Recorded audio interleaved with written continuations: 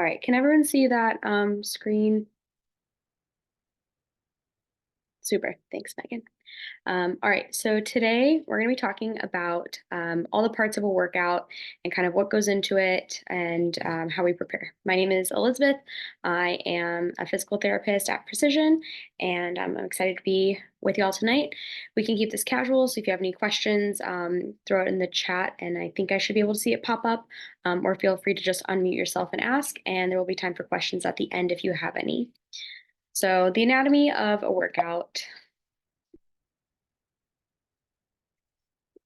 So tonight we're going to be going over how to prepare for a workout, what type of warm up you should do, going over some different types of workouts, some of the phrasing that you'll hear, cool down, and recovery. So starting out, oh, that's the wrong slide. Hopefully, yeah.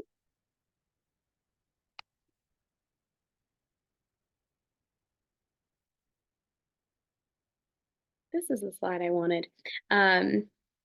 So getting ready for a workout, especially if you're new to doing specific workouts for running, it's good to the night before kind of get prepared. So the first thing that can be really helpful is if you have a watch that you can pre-program a workout to.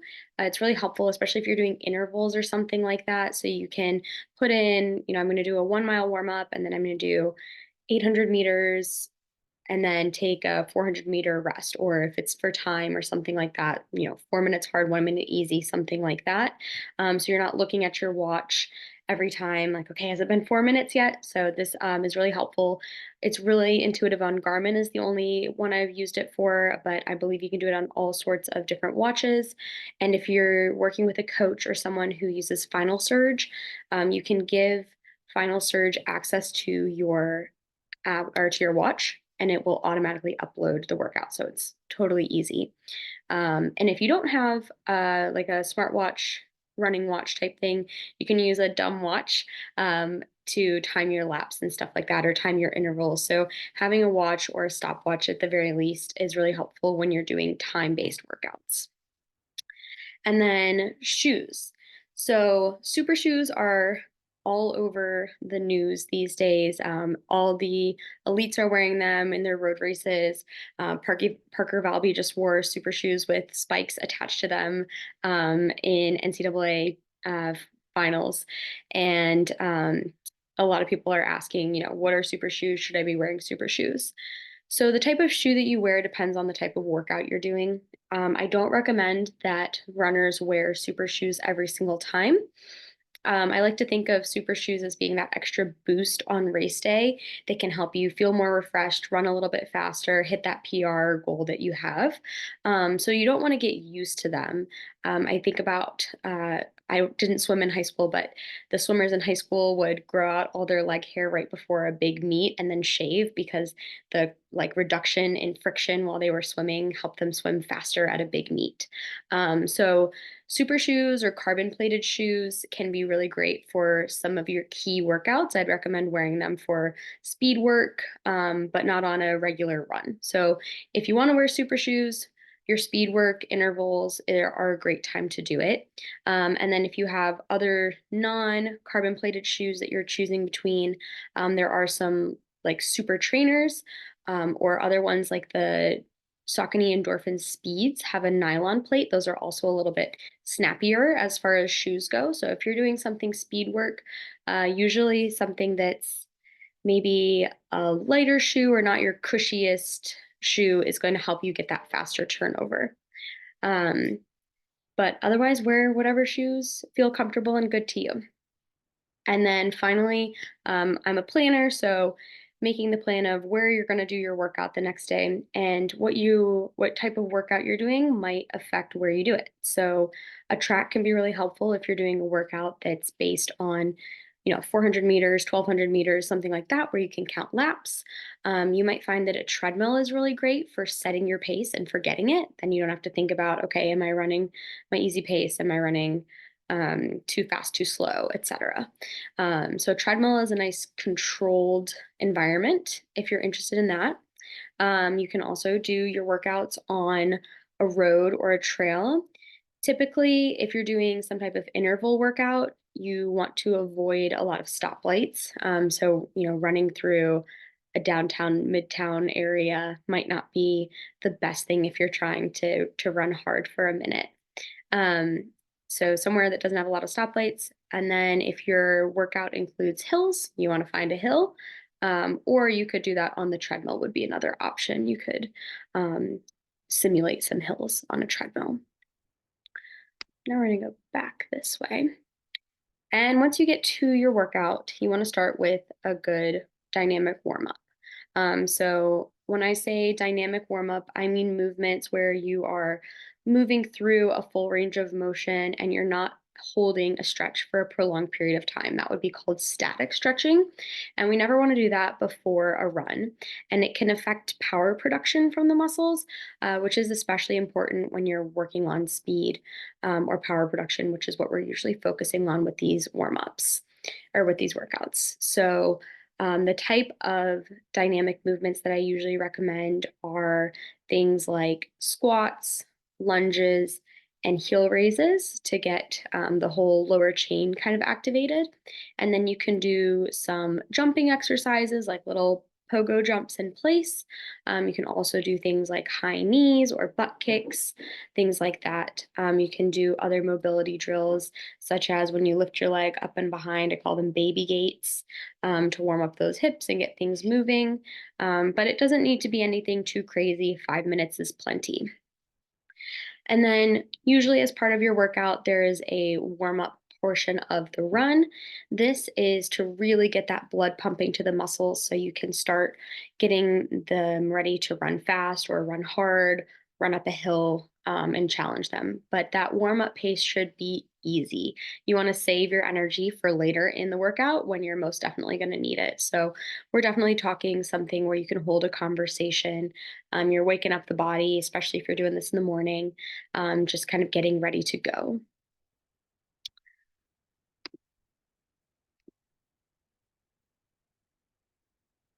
Okay. And there's a lot of different types of workouts that you might be doing. I'm not going to talk about when in your training cycle you should be doing different types of workouts.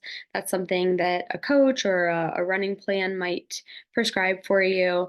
But intervals is probably the most common type of workout where you're either doing for time or distance at a certain effort, followed by usually some sort of recovery effort. Hill repeats are really great for power production, and you might want to select more of these workouts if you're running a race that you know is going to be hilly, like Peachtree Road Race or Boston Marathon. You would want to make sure that your training program reflects training for the hills that you will have to do. Usually involves running harder up a hill and easier on the way down. A progression run is simply what it sounds like. You start at one pace and slowly dial it back towards some goal pace. So you might start at your easy run pace, or maybe you start at marathon pace and then you drop to half marathon, 10K, 5K throughout to kind of work on building that endurance in speed. And then finally, a tempo run would be just a longer chunk of run at a harder effort. So maybe your target marathon pace or something like that. Okay. I kind of covered a few of these in the previous slide, but here are some of the words you might hear. Tempo would be again like that goal pace. It's something that's a hard effort, but it's not your max out. It's something you could hold for maybe 2, 3, 4 miles usually, and you're holding that pace for the entire chunk of the workout. You're not doing bring it up to tempo and back usually. Easy is simply that, and it can sometimes be lumped in with the word below that is zone two. Easy means that it's something that you could do for, hours. This is usually the pace you're going to do your long runs at. Easy pace and zone two running are where we really build our aerobic endurance. And so at these efforts, we want things to be, we're not breathing too hard. And specifically, if you're talking about zone two running, it's based on your maximum heart rate. It's a percentage of that. On the opposite end of the spectrum, anaerobic is when you are not using oxygen. So you're not building your aerobic endurance. You are just burning um, the fuel, the glycogen in your muscles. So this would be like sprint workouts, would be anaerobic. A little bit below that anaerobic threshold is your lactic threshold. And this is usually considered to be about like your 10K effort is around lactic threshold. Um, it's an effort that you could hold for, maybe 30, 60, maybe 90 minutes, depending on your endurance. But it's going to hurt and it's going to be hard. So, the reason for that is you're not using a lot of oxygen because the effort is so high, and lactate is building up in the muscles. So, people will say they feel themselves go lactic. You might hear, especially, um, 800, 1,500 runners say that. And that's when you feel the lactic acid start building up in the muscles and it starts to burn. Strides are a type of workout in and of themselves, and they might be done after just an easy run, or they might be done in the midst of a workout. And strides are usually a 100 to 200 meter um, effort where you're running using your best running form is what I like to tell people. You're really thinking about driving into that ground, driving your knee forward. It's not a sprint, but it's a good effort, and it's for a short distance. So often you might do 6 sets of strides or something like that. And finally, race pace.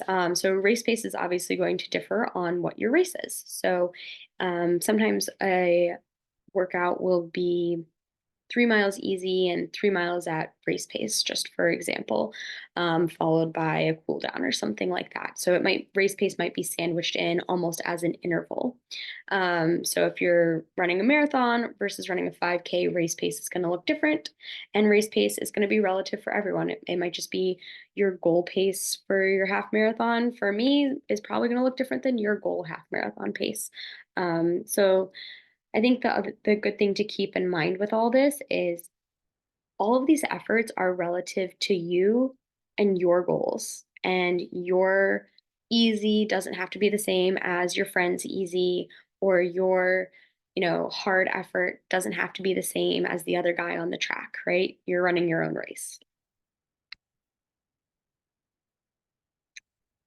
And then cool down. So after we give a hard effort, we really want to give our body some time to return our heart rate back to baseline.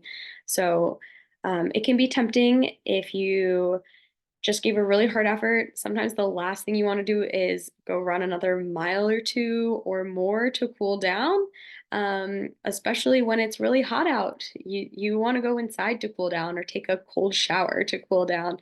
But it's important to just kind of let your body get that heart rate down. And if you did give some really hard efforts where you were building up some lactate in the muscles, the cool down can help to flush that out because you are in an aerobic phase. So you're using oxygen. It can help clear some of that lactate, convert the lactic acid actually to something that we can use for energy, which is great. So again, this should be easy and not difficult. Just trying to keep it as easy as possible. Sometimes my cool downs look like a shuffle, and that's cool. No pun intended. Okay. And then after a workout, we want to spend some time recovering. Recovery is important whether you just are doing an easy 3 mile run or if you were on the track running, 400, 800 repeats. You always want to recover, but especially after a hard workout, this will help you be more prepared to go on your next run and not feel, sluggy or feel like those legs are heavy and sore. An ice bath can be really helpful for recovering, especially on a hard workout. Coach Bob at the Atlanta Track Club actually gave this tip one time, and I thought it was brilliant. He said you can start in a bath with, just enough water to kind of cover your legs at a temperature that's cool, but it's comfortable. It's not like that shocking freezing. And then you can dump a bag of ice in and add a little bit more cold water. So you're already in the water. You don't have to do that, hold your breath and jump in and acclimate to the water. So it's a little bit more of a gentle transition. I thought that was a really good idea. Another thing that is great to do after a workout is using some type of foam roller, massage gun, or lacrosse ball. There's all sorts of different tools, but we call it self myofascial release. So getting in there and doing um, some type of muscular massage. The areas that I would personally focus on if I were doing some self myofascial release after a workout would be quads, hamstrings, calves, and glutes. Um, I don't recommend foam rolling right over the IT band. It's just really painful. Instead, I would focus on your TFL, which is a tiny hip flexor muscle that's up near, if you put your hand where your pocket is, that's where the TFL lives. And it's actually more effective to roll that out or use a lacrosse ball there to release the IT band than it is to just roll over the IT band. And if you've ever done that, you know that feels pretty horrible. So if there's something that's more effective and less painful, I'm always a big fan of that. And then, as always, after a run, we have to refuel, especially if you gave a hard effort. So, making sure that you're getting plenty of carbohydrates and protein, water, and electrolytes is really important after a run.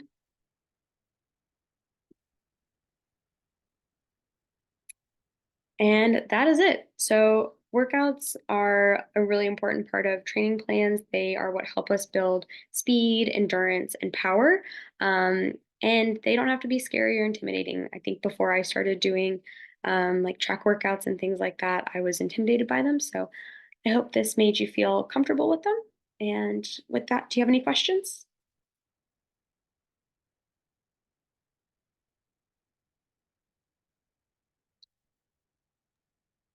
I have a question on strides. Yeah. Um, so I've been doing them for probably like 2, 3 years now, and I just feel like I don't do them well.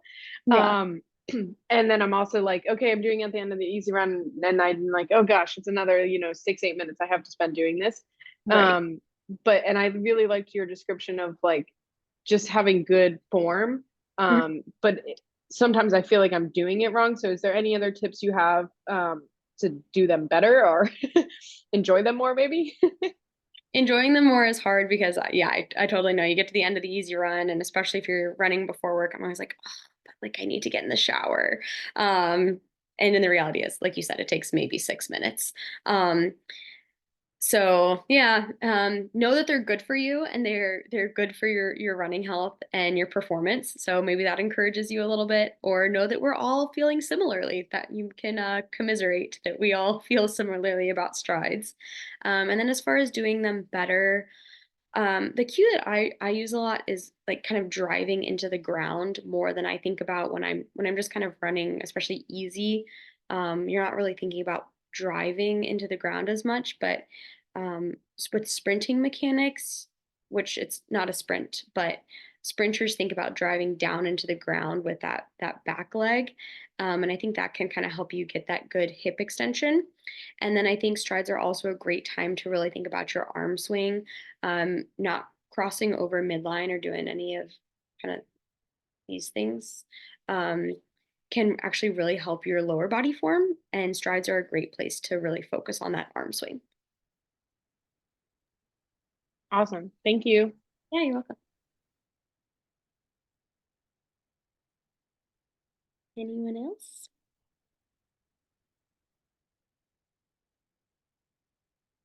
Okay. Well, thank you all for joining tonight. I think our next one is going to be in 2 weeks. And I have to confirm, I think it might be Dr. Kate who's giving that one. So stay on the lookout for the um, next thingy. You're welcome, Betty. And this will be emailed out tomorrow as well. So y'all have a great night. Thank you so much for joining.